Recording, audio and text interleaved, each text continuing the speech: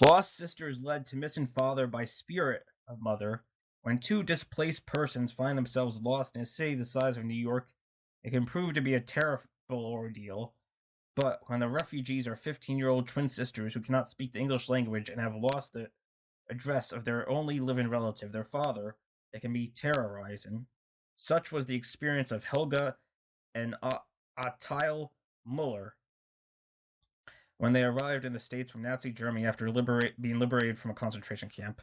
Despite the efforts of several refugee aid organizations, their father, Johann, could not be located.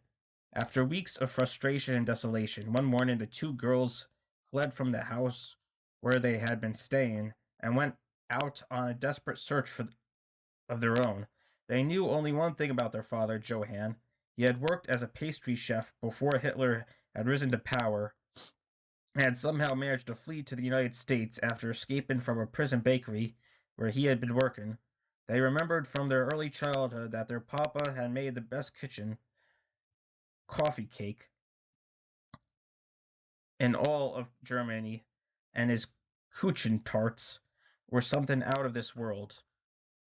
With nothing else to go on, they started out in search of the bakeries in New York, thinking that somewhere they were sure to recognize his handiwork and then find him. What the girls did not reckon with was the fact that there are virtually hundreds of bakeries in Manhattan alone. After more than 30 hours of fruitless searching, they dejectedly sat down in a park, huddling together and trying to console each other, as though something from beyond had suddenly begun to call their names. They began to look around them anxiously, with apprehension masking their red-rimmed eyes. Helga looked at Attila, and Attila looked at Helga. "Do you hear what I hear?" they chorused, wide-eyed in astonishment. Neither would dare venture what each thought she heard. The thought was too incredible, too unbelievable. Their mother had died shortly after they were 13, when the three of them had been taken to the concentration camp. They had been with her when she had drawn her last breath and never really gone over the dreadful impact of her death at the time. "Come, we go now," Helga, the more level-headed of the two, said. "We do not ask questions, we just go." Tyle did not question where they were going. She too heard the voice. "Children, be brave and do not worry. I will take you to Papa." She bit her lip to keep from crying, for she was sure that she was listening to her mother's voice saying, "Come with me, we go now." They descended from the street to a subway station. They went out on the platform and stood together, frightened as a roaring train thundered past without stopping. After a while, a train stopped, and both girls heard the voice say, "No, not this one. We wait for the next train." 10 minutes later, another train screeched to a stop. They nodded as if in obedience to the voice and hurried aboard. After a long while, the voice again spoke. "We get off here, girls. Come." They found sunlight beaming down on them as they ascended the stairs to the street. The sunshine was warm and comforting, and it seemed to dissipate the weariness that had settled into their frail, undernourished bodies.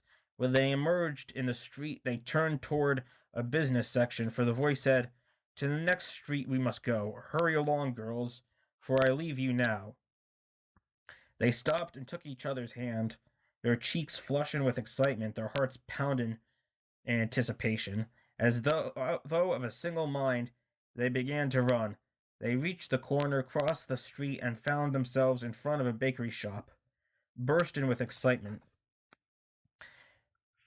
they pointed at the pastries in the window and cried, "Papa's kitchen, see!"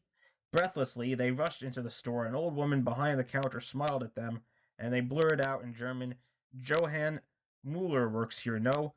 Johann Muller works here, yes." Speechless, stunned, they gaped at her for a second, and when the woman gestured toward the back of the store, they shrieked for joy and rushed toward the doorway. The reunion was one of the employees was one the employees in that bakery will never forget.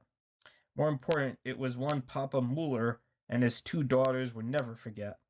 The unexplainable mystery of their mother's voice leading them to their father in a teeming city of 8 million souls may never be solved. All that counts is that Helga and Otile found their father, a fact which might never have been a reality if their dead mother's voice had not come to them from beyond the show to show them the way.